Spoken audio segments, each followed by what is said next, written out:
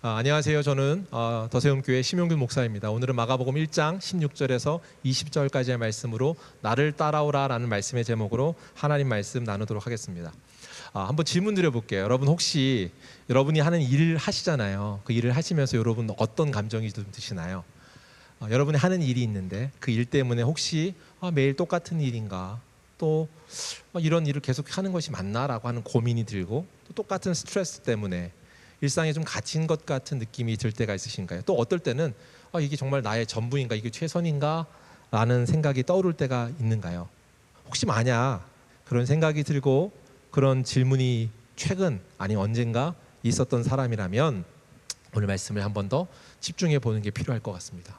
오늘 말씀을 한번 살펴보면 오늘 마가복음 1장의 말씀은 예수님께서 평범한 어부 사람을 찾아오셔서 그 삶에 놀라운 삶으로 바꿔주시는 아주 특별한 장면, 스토리가 오늘 성경에 나와 있죠. 그 인생에 상상도 못했던 일로의 초대입니다. 그리고 또 완전히 다른 삶으로의 변화인데요. 이 장면이요, 단순히 그가 가지고 있는 직업, 아까 말한 고기 잘 낚는 어부에서 사랑 낚는 어부로 유사하지만 다른 것 같은 직업 변경이 일어난 일은 아닐 겁니다. 그죠? 그러면 이 일은, 이 사건은 무엇을 말하는 걸까요? 또 이 사건의 결론은 무엇일까요? 구체적으로 우리가 아는 것은 이렇습니다. 예수 그리스도의 삶으로 초대되어서 구속사에 중요한 일 동참하고 그 사역의 동참을 통하여 내 삶이 뒤집어지는 놀라운 일을 경험한 사람들, 그게 제자로의 삶인데, 그게 오늘 성경이 기록된 사람들의 초대였는데 오늘 예수님께서 이 말씀을 통해 저와 여러분을 초대하십니다. 믿으십니까? 아무도 초대를 안 받고 있는데, 근데 이 초대를 받고 있는 저와 여러분한테 한번 질문 드릴 수 있는 건, 근데 이 초대를 받는데 이 초대에 대한 오해가 있습니다. 무슨 말인고 하냐면 이 본문, 이 말씀에 대한 것을 우리가 자칫 잘못 생각하고 있는 부분들이 있을 수 있겠다라는 생각이에요. 그것을 한번 나눠보고 오늘 한번 집중해서 다뤄보려고 합니다.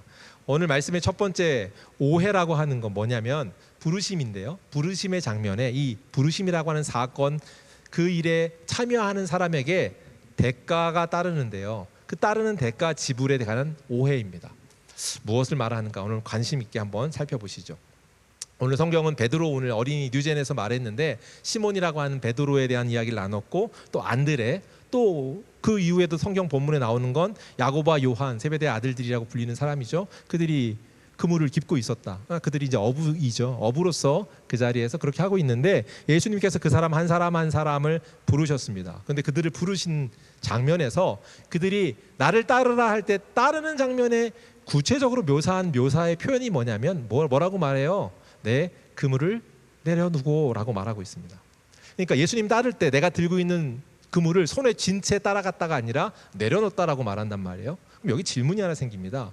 그물을 내려놓는다는 게 뭘까라는 건데, 여기에 우리는 그렇다고 생각하지 않지만 실제 우리의 삶에 오해하듯 신앙생활을 하는 것 같습니다. 무슨 말인가? 여러분, 그물을 내려놓는다는 건 단순히 무언가, 아까 말한 직업이 이렇게 해서 이렇게 바뀌었어의 변경 정도가 아니라 인생을 뒤흔드는 것처럼 큰 변화의 초대이고, 내가 생각할 수 없는 차원으로서의 시작, 출발점, 새로운 시작이라고 했습니다. 그러면 무슨 말을 하는 거냐면, 이건 단순히 우리가 일상을 사는데, 우리가 사는 삶은 그대로인데 거기에 신앙 한 스푼을, 예수님이라고 하는 것, 예수님이라는 삶을 일부 추가한 것으로 토핑 올리듯이 사는 것이 아니라고 말하는 겁니다. 무슨 말입니까? 이것은요, 예수를 따른다는 삶이 옵션이 아니라 전부, 일부 추가가 아니라 전체 모든 것이라는 거예요. 그래서 다 내려놓고 나아간다라는 말 하는 겁니다. 근데 우리는 그렇게 말은 하지 않지만 우리의 삶에 실제 그렇지 않던가요? 내가 사는 그 삶의 패턴, 내가 가지고 있는 경력과 취미, 내가 갖고 있는 무언가, 내가 갖고 있는 모든 것에 예수님을 조금 더 하면 되겠지, 예수님이 거기에 간섭해 주시고 만져주시면 되겠지라고 생각하는 것처럼 보여요. 그런데 이것은 오해입니다. 오늘 예수님께서 그물을 버리고 따라오라고 하는 것은 전적 헌신, 제자로서의 삶을 요구하고 있습니다. 전적 헌신, 제자로서의 삶, 제자됨이라는 게 뭐예요? 중요한 거예요. All or nothing입니다. 전부이거나 그렇지 않으면 아무것도 아닌 겁니다. 우리가 전부 내려놓고 가는 것입니다가 아니라면 그것은 nothing이라고 말하고 있는 거예요. 아무것도 아니다. 전부를 드리지 않으면 우리가 아무것도 아닌 것. 그게 무슨 말을 하는가? 칼 아이드먼이라고 해서 Not Offhand이라는 책이 있습니다. 제자 훈련하면 많이 읽어요. 아마도 여기도 읽으신 분들이 꽤 있을 텐데, 물론 중요한 것은 그 읽었지만 까먹었을 겁니다. 그죠? 그리고 새롭게 생소할 수 있어요. 그러나 한 번 더 생각해 볼 수 있는데, 그가 말하는 건 제자와 구분해서 팬을 구분합니다. 여러분 팬이 있습니다. 여러분한테도 팬이 있으시죠? 아니, 여러분 누구의 팬이십니까? 여러분이 생각하는 뭐 BTS, 갑자기 너무 갭이 있나요? 서른도 뭐 이런 거 해야 되나요? 그건 아니에요. 예. 여러분의 팬은 누구의 팬이세요? 예. 하나님, 할렐루야, 홀리하다. 예. 근데 우리가요, 예수님을 따르고 팬으로서도 따를 수 있다는 거예요. 뭐해요? 좋아합니다. 그리고 팬으로서 누군가를 좋아해요. 또한 어떻게 해요? 그가 하는 모든 것에 대한 걸 지지합니다. 동의하고요. 그리고 그가 하는 콘서트나 무엇에 참여합니다. 그리고 예배를 드리는 것도 참여하고 해요. 그러나 삶은 바뀌지 않습니다. 그걸 팬이라고 합니다. 그런데 제자는 달라요. 제자는 어떻게 해요? 나를 죽이고 전적으로 십자가를 지는 겁니다. 나를 죽이고 내가 가지고 있는 그 모든 것을 내려놓는다는 것은 십자가를 지고 살겠다라는 결단이고 결심입니다. 그래서 좀 어려울 수 있어요. 아까 우리 유진 설교에서 나눴는데, 그 아이들 성품상 샤이해요. 미안한 말인데 들어갔으니까, 쭈니 같은 경우한테 이렇게 친구한테 가서 따친소 해 이렇게 해버리면, 이 쭈니 아이한테는 진짜로 이건 목에 칼을 대서 이렇게 하는 것처럼 아주 힘든 일일 겁니다. 불가능한 일입니다. 그런데 그런 성품과 그런 상태 그대로 주님께 나아가는 겁니다. 그럼 어떻게 돼요?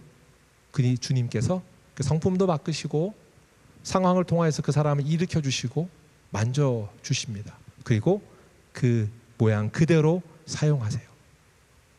사랑하는 성도 여러분, 오늘 누구를 통하여서 이야기하는 겁니까? 당신은 팬입니까? 제자입니까? 라는 질문에 우리가 제자가 된다는 것은, 난 도저히 할 수 없는 그것이 내 것이 아닌 그것을 내려놓고 하나님의 그물, 그것이 사용되어지는 것을 기쁘게 여겨 나아갈 때, 삶 전체를 그분께 드릴 때 그 하나님의 놀라운 역사에 초대되어지고 사용되어진다. 성경이 말합니다. 예수님은 우리의 주인이시면서요, 우리에게 모든 것을 요구하신다고요. 누가복음 14장 26절입니다. 우리 한번 같이 읽을까요? 시작. 무릇 내게 오는 자가 자기 부모와 처자와 형제와 자매와 더욱이 자기 목숨까지 미워하지 아니하면 능히 내 제자가 되지 못하고. 그러니까 그냥 한 스푼 더한 거야 라고 말하지 않고 명확하게 말하잖아요.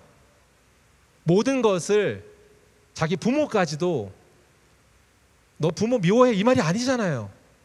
네가 다른 것 우상하는 것처럼 무언가를 잡고 있는 것들이 있다면 그걸 내려놔야 실제 네가 가지고 있던 그 그물이 하나님 그물로 되어져 사용한다라고 말하는 거예요. 심지어 우리 목숨까지, 내가 가장 사랑하는 것, 내가 가장 가치 있다고 여기던 그것까지 내려놓는 것, 그것이 성경이 말하는 겁니다. 사랑하는 성도 여러분, 이것은요, 제자가 된다는 것은 우리의 가치를, 우리의 우선순위를 재정립하는 겁니다. 오늘 이 시간 이 말씀을 통해 우리의 가치, 우선순위가 재정립되는 저와 여러분 되길 주의 이름으로 축복합니다. 오늘 말씀을 한번 생각해 보시면, 두 번째 오해는요, 부르심의 반응에 대한 오해입니다. 부르심의 반응에 대한 오해, 뭔가 한번 생각해 보세요. 예수님께서 말씀하셨는데 오늘 갑작스럽게 말한 거잖아요, 어떻게 보면. 근데 베드로가 다 내려놓잖아요. 그럴 때 여러분 어떤 생각이 드세요? 베드로도 참 대단하다 이런 생각이 드시나요? 베드로가 뭘 보고 예수님이 뭐라고, 예수님이 사실 아직까지 기적을 보이거나 그런 게 아닌데 이게 어떻게 되지? 이런 생각이 들지 않으세요? 저는 약간 그런 사고할 때 그런 생각이 듭니다. 물론 성경에 좀 더 곱씹어보면 아는데, 이 장면에서 그가 비범하지 않은, 그가 말씀하는 걸 통해서도 보고 그가 어떤 분인지도 근처에서 가까이 보면서, 그가 특별하게 메시아를 대망하고 있던 사람들이 유대인이었는데 대망하던 그이구나라는 걸 압니다. 첫째로 세례 요한이 말해요. 저가 어린 양 누구야? 그가 오실 메시아다라는 걸 세례 요한을 통해서 들었습니다. 그리고 제자들이 듣고 알고 있었고 관심이 있었을 뿐만 아니라 직접 그 곁에 갔을 때 그가 특별한 성령의 감동하심을 통하여서 이가 메시아이구나 라는 것을 아마 알았을 겁니다. 알게 하여 주심이지요. 그러니까 그가 특별해서 갑자기 따르게 된 게 아니라 성령께서 모든 상황을 통하여서 알려주셨던 것, 그걸 근거함으로 아마 따르게 됐을 겁니다. 그런데 그럼에도 불구하고 우리는 어떻게 생각하냐면, 그냥 따른단 말이야? 라고 하는 질문이 든단 말이에요. 단순히 이제 베드로 문제만이 아니라 우리 마음 가운데 제자로서 따른다는 것이 대단한 특별한 헌신이다 이런 생각이 든다고요. 그런 생각이 들지 않으세요? 특별한 헌신이라는 생각이 들 뿐만 아니라 제자로서 열심히 사는 사람을 보면 이야 진짜 열심히 산다, 노력한다, 어떻게 저렇게 하지? 라고 경외하는 마음이 들어요. 그런데 하나 우리가 아는 겁니다. 오늘 유젠 설교에서도 나눈 것처럼 하나님께서 우리를 아무 조건 없이 구원하셨습니다. 제자가 되게 하셨습니다. 우리가요 제자가 될 만한 그럴 만한 자격이 없습니다. 근데 우리가 제자가 된 거예요. 우리에게 그런 조건이 전혀 없습니다. 그럼에도 불구하고 우리가 그럴 능력이 없음에도 불구하고 제자를 삼아 주셨다라는 것에서 출발해야 합니다. 특별히요 제자가 똑똑하거나 특별한 사람 아니었잖아요. 오늘 베드로뿐만 아니라 그들은 아주 평범한, 아니 어떻게 보면 사회적 계층으로 본다면 굳이 중간 이하쯤 되는 일들을 하고 있는 사람들이었을 겁니다. 왜냐하면 시골에 있는 어부예요. 특별히 시골뛰기 이런 표현 하잖아요. 특별한 사람들 아니었습니다. 평범한 그냥 노동자였을 뿐이다. 이걸 생각해 보세요. 그에게 아무 능력이 없는 사람을 지금 콜링해서 그가 반응하고 있는 거라고요. 자, 한번 생각해 보면 간단합니다. 오늘 제가 이런 말을 하는 거예요. 우리 애기들 중에서 제일 어린 아이가 하다거든요. 하다한테 제가 말하는 거, 하다야 네가 사람을 살리는 일을 할 거야 라고 제가 말했다면 아빠가 만약에 그렇게 말을 했어요. 그러면 하다가 그렇지 열심히 해보자, 내가 사람 살리는 일을 해야지, 이런 생각 할까요 안 할까요? 할 수 없습니다. 하다는 이 생각 할 수가 없어요. 왜냐하면 자기 능력이 아니라는 걸 아는 거예요. 그냥 제가 이게 아니라 이런 상황으로 이렇게 말했을 때 그는 그가 능력이 없기 때문에 그걸 할 수 없다는 걸 전적으로 알기 때문에 어떻게 해요? 아빠가 뭔가 할 일이 있나 보다라고 생각하는 게 그가 할 수 있는 최선의 생각일 겁니다. 그렇죠. 그리고 아빠가 일을 한다면 아빠를 의지해야지 라고 생각하면 나아가는 것밖에 할 수 없습니다. 그게 뭐예요? 내가 능력이 없다는 걸 인정하는 경우, 인정하는 사람만이 할 수 있는 내려놓음이고 전적 순종이고 내어드림입니다. 사랑하는 성도 여러분, 우리가 이러한 삶으로 제자의 부르심 가운데 첫 번째 반응합시다. 무엇을 반응하는 거예요? 우리의 능력과 조건이 없음에도 나를 부르셨다는 것에 대한 감사의 반응입니다. 하나님의 부르심은 정말로 다른 차원으로의 삶의 초대입니다. 오늘 하나님 그의 삶의 초대는 우리를 부르신 것뿐만 아니라 그 삶에 합당한 변화로 인도하여 주십니다. 그 변화가 뭘까요? 저희가 몇 주 전에 묵상하면서 다윗에 대한 것들을 나눴습니다. 그죠? 매일 성경을 나누면서 나눴어요. 그러면서 목장 소그룹마다 나눔할 때 이런 얘기를 했습니다. 다윗이 참 대단하다, 이런 표현을 했습니다. 다윗이 왜 대단하냐면 그가 지금 이미 이룰 걸 다 이루었습니다. 다 갖고 있습니다. 그런 상태에서 그가 성전을 지으려고 했단 말이에요. 이것은 아무리 봐도, 논리적으로 봐도, 윤리적으로 봐도, 또 그리고 꼭 필요한 것이었기 때문에 그릇된 결정과 생각이 아니었습니다. 하나님께 예배하고 하나님의 임재를 경험할 수 있는 성전을 지어야지 라고 하는 생각을 했다는 거예요. 뿐만 아니라 그에게도 그런 실력이 있었습니다. 왕으로서 모든 권한을 가지고 있으니까요. 그런데 그가 그 일을 하려고 했는데 하나님이 아니야, 너 할 수 없어 라고 말할 때 그걸 어떻게 했어요? 거절로 받아들이지 않고 뭘로 했다고요? 새로운 사명으로 받아들였다고요. 성전을 짓는 게 나의 사명이 아니었구나, 나는 그걸 준비하는 사명이 있었구나 라는 것을 알았다고 했습니다. 그래서 우리가 나눔을 하는데 다윗은 참 대단해요. 이야, 다윗은 어쩜 그렇게 하죠? 라고, 도대체 나랑은 다른 차원의 사람인 것 같아요 라고 감탄합니다. 그런데 여기 두 번째 오에 덧붙이면 다윗이 대단해요 라고 말할 때 하나 아셔야 됩니다. 다윗은 대단한 사람이 아닙니다. 왜냐하면 다윗은요 존재감이 아무것도 없던 사람이었습니다. 양치기로서 그냥 양을 치는 사람이었는데 갑자기 왕이 됐다고요. 그것뿐만 아니라 그가요 아버지에게도 자녀의 수를 헤아리는 중에 존재감이 없던 사람이었습니다. 사무엘이 그 가문에서 왕이 날 거야 라고 해서 자녀를 하나 대면할 때도 아버지조차 그를 어떻게 했어요? 배제했던 사람입니다. 그가 실력이 있어서 왕이 된 건가요? 그의 능력이 대단하고 특출났기 때문인가요? 그가 이미 돌 잘 던지고 엄청난 일들을 할 사람이라서 그가 왕이 되는 일로 초대되었던 건가요? 아니요, 아무것도 없습니다. 그렇지 않습니다. 그럼에도 불구하고 아무 능력 없는 그를 하나님께서 사용하셔서 왕이 되게 하셨습니다. 그런데 그때 이렇게 생각하는 거예요. 근데 사람이 어떠냐면 그렇게 왕이 됐어요. 왕이 되면 사람이 힘이 있기 때문에 자기 마음대로 하고 싶어요. 자기 마음대로 하고 싶은데 지금 다윗이 대단하다고 우리가 감탄한 이유는 자기 마음대로 하고 싶은데 이미 할 수 있는데 그걸 넣으라고 사인을 하는 걸 받지 않고 네, 알겠습니다라고 내려놓고 그 앞에 순종하는 걸 보면서 여러분 우리가 감탄하는 거잖아요. 근데 우리가 감탄해야 될 대상은 따로 있습니다. 그만치 되면 인간은 얼마나 악하냐면 아무도 그때 노라는 말을 감사합니다로 받을 수준의 사람이 아무도 없습니다. 저와 여러분이 그 상황에 놓이면 다 똑같이 분노하고 화내고 폭발할 겁니다. 그게 본디 사람입니다. 그걸 성경은 죄인이라고 합니다. 내 마음대로 살고 싶은데 내 마음대로 살지 못하게 하는 장애가 있으면 그게 심지어 하나님일지라도 밟아 누르고 나아가려고 하는 게 사람입니다. 그래서 선악과를 따먹었고 내가 하지 말라고 하는 기준이 하나님의 기준이 걸리적거리면 그것마저 무시해버리는 게 사람이라고 성경이 말합니다. 그런데 이게 놀라운 이유는 그게 사람인데 그가 어떻게 그렇게 반응할 수 있는가? 그를 바꾸신 하나님 때문에 놀랍습니다. 따르겠다고 결정하면 우리를 그렇게 바꿔주십니다. 다윗을 통해 우리가 깨달아야 되는 게 있어요. 부러워해야 되는 게 있어요. 감탄해야 될 게 있어요. 그건 뭐냐면 도대체 하나님이 어떤 분이기 때문에 그가 바뀌었는가? 도대체 하나님이 어떤 분이기 때문에 그렇게 결단할 수 있었는가? 라고 하는 하나님에 대한 탄복이 나와야 옳습니다. 사랑하는 성도 여러분, 오늘 제자로 부르시는 이 장면에서 여러분이 갖고 있는 오해가 무엇이었습니까? 그 오해 가운데 다시금 직면하십시오.